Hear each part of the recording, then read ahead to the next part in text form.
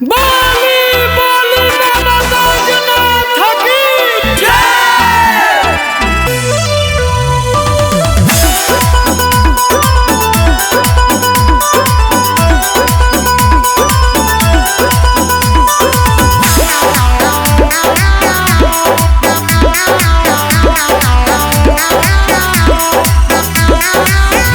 गौरा तनी को तू सोचलू न मन में तप करे अइलू बन में।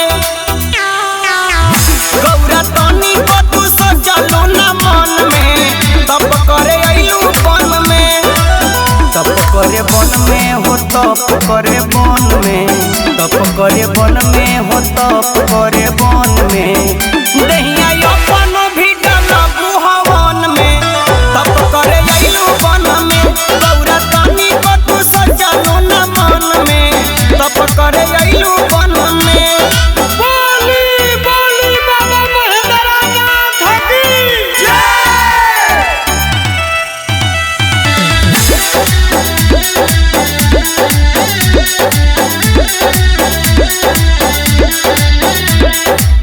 खेले कूदे के अभी रहे तोहर टाइम, जाने लू ना जंगल में होला बड़ी क्राइम।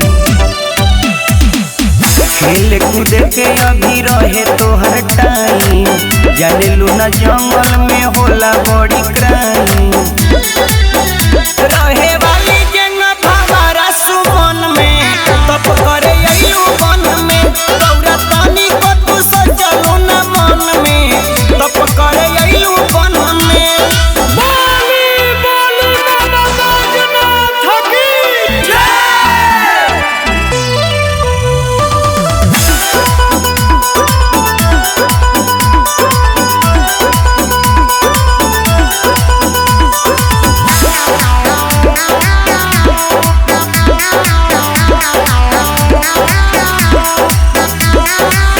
नारद बाभन तोहर फेर दिले मोती, सतियो के जैसन करई है तोहर गति।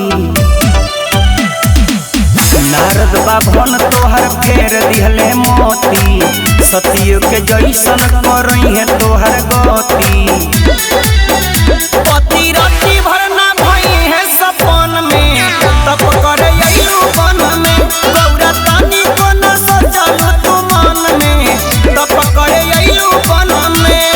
बोली बोली बाबा देवघर की जय।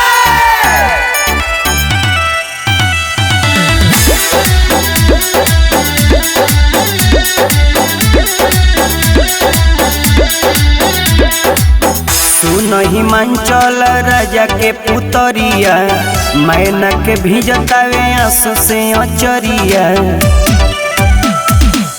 सुन हिमांचल राजा के पुतरिया, मैना के भिजतावे आंसू से अचरिया।